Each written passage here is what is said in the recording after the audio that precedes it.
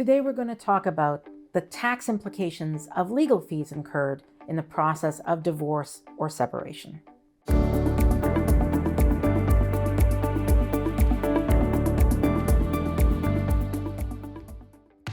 Hi, I'm Sunny Weiderman from Personal Tax Advisors, here with another tax tip for Canadians.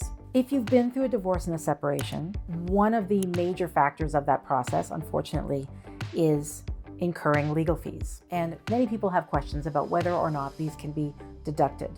And the answer is it depends. So let's step back a little bit and talk a little bit about the concept of what can and cannot be deducted. In terms of legal fees and fees of that sort, generally being able to deduct them from your taxes means that they are being applied against some income that is actually taxable. In other words, if a legal fee helps you earn income that is taxed, then that fee can be deducted off that income in order to reduce the tax.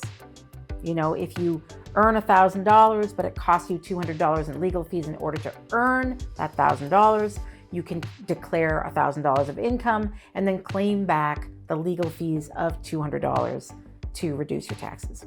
So this principle extends also to separation and divorce.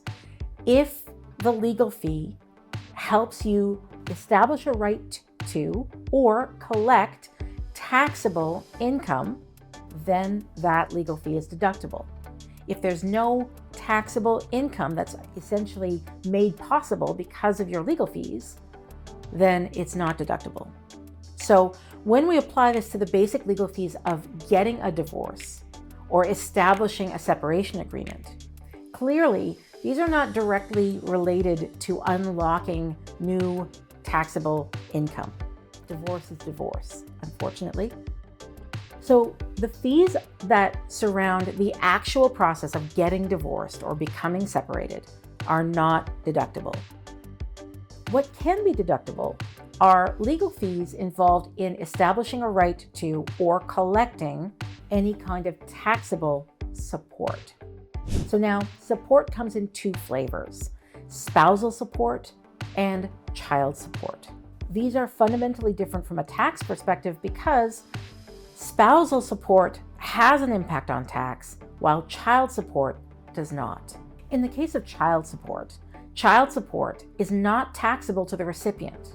And on the counterbalancing side, it is also not tax deductible to the payer. I have a video about support payments that you might want to look at about this. But the bottom line is, if the legal fee was incurred in order to obtain child support, because the child support is not taxable, the legal cost of obtaining that support is not deductible. On the other hand, spousal support is taxable to the recipient and deductible to the payer. That means that if you have incurred legal fees in order to establish your right to taxable spousal support or to collect taxable spousal support, then those fees are deductible. They help you obtain taxable income, therefore the cost of obtaining that income is deductible. So in keeping with that basic principle. So if you do have deductible legal expenses, there's a line on the tax return that is called legal expenses, but that's not actually where you're going to put these particular fees.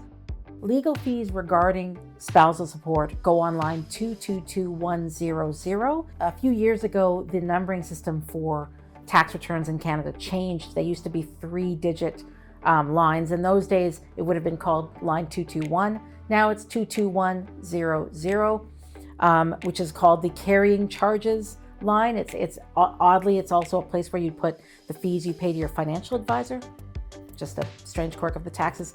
So that's where you're going to claim it if it's tax deductible, and it's only tax deductible if it helped you earn taxable income, which is specific to spousal support in the case of separation and divorce. So that may not have been the answer that you were hoping for, but that is the truth. Now you're clear on what the situation is. If you need more information, you can actually Google line 22100 to see CRA's exact wording on this. And I hope that this video has helped you at least get on the right track in terms of figuring out your tax obligations and options when it comes to separation and divorce.